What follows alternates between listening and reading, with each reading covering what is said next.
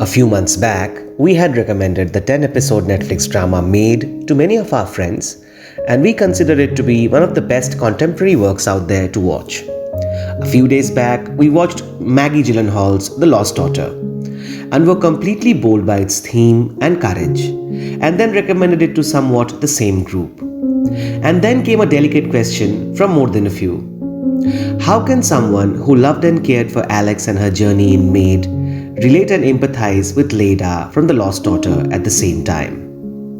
You see, Alex is that perfect mother who would do anything for her daughter, be it waking in the dead of the night and escaping the only place she has known to be her home for years, without any ground ahead in sight, or be it scraping fossilized rats off the floor from behind overflowing toilets that make her vomit. And Leda? Well.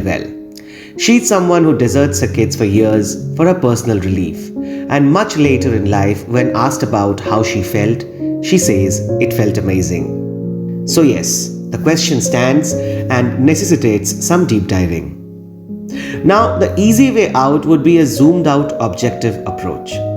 We love both because irrespective of social subtexts, these are extremely well-made creations of emotional appeal, award-worthy performances, and honestly narrated stories. We can say we love both from a cinematic perspective alone, even if the philosophies stand conflicting.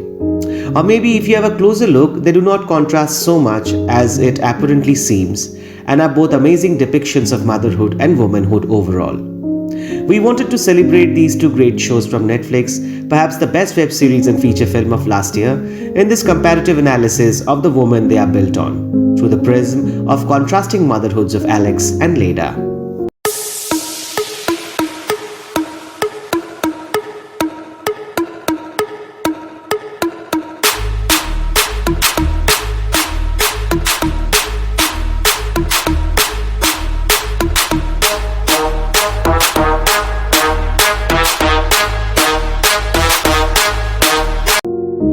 Interestingly enough, the key to our quest for an answer might lie in the character of Paula, Alex's mother, someone who might be connecting the world of Alex and Leda.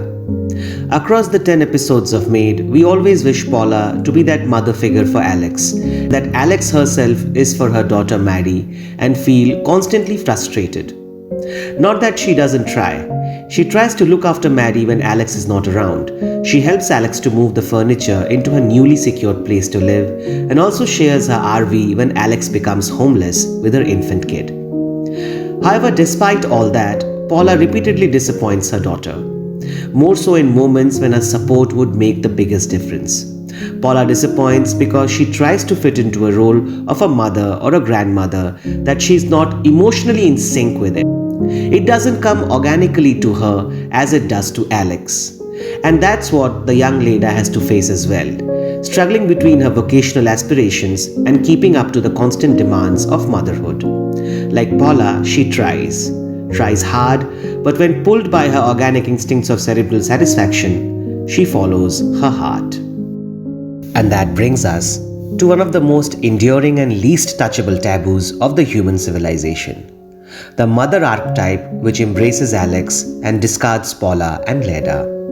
For they are the one who do not relish the role of an all-giving being. They are considered unnatural as the flexibility of caretaking doesn't come to them naturally, as if it is supposed to be ingrained by default in every woman of the world. Well, motherhood, like everything else in the world, is bound to come at a cost, costing something else, breaking something beyond repair, and letting go something precious, even if the popular beliefs might not be ready to accept it that way. And if someone takes more time to adjust to this shift, that doesn't make one selfish or unnatural. You can debate why at all opt for motherhood if not ready. Well, readiness depends on age, on background, and one's circumstances. If we do the maths right, Leda was just 23 when she had her first child, and 25 for her second. So she hardly was an adult herself, isn't it?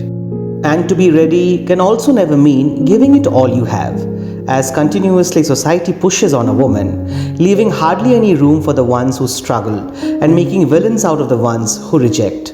Everyone doesn't discover motherhood to be that sole purpose of life which they have eventually found out, and need not have anything else in life. It might turn out to be such linear to most, but for few others, life and choices are more haphazard and trickier.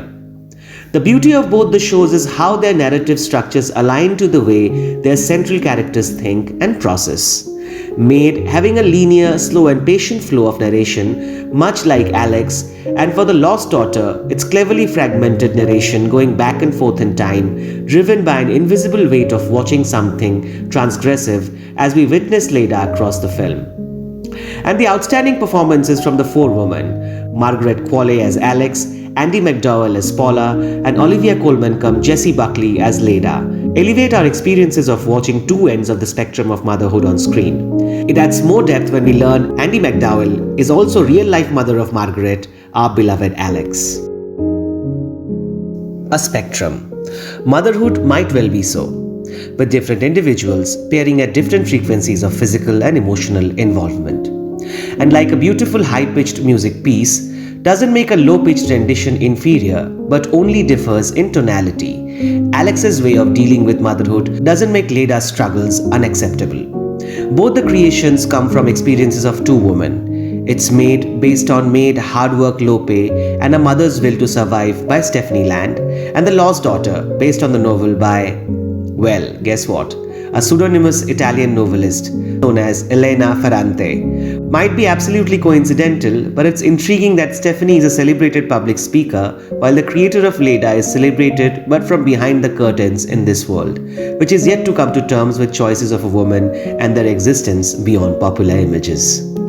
And a film like The Lost Daughter is so refreshing and inspiring, as it voices out suppressed feelings of centuries of mothers and women who are different but not unnatural. And as we watch the now middle-aged Leda trying to help Nina, another woman similarly struggling to cope with the demands of her daughter, we feel the need for the same empathy that needs to reach out to all Ledas and Ninas of the world. And as for Alex, whom does she want to take with her when she's about to start a new journey by the end of the series? And whom does she keep on coming back to for support? It's Paula, her mother. And in a beautiful sequence near the end of the series, as you watch Alex and Paula sitting together by the lake, watching for the cotton candy sunset, you realize the two mothers might not be contrasting, but just belonging to different parts of a very wide spectrum. The spectrum which also has a place for Leda, being washed by the waves at a beachside someplace else, talking to her daughters. She says she's alive. Interestingly, in Ferrante's original text, Leda says she's fine, but she's dead, which is a considerable philosophical deviation from the film.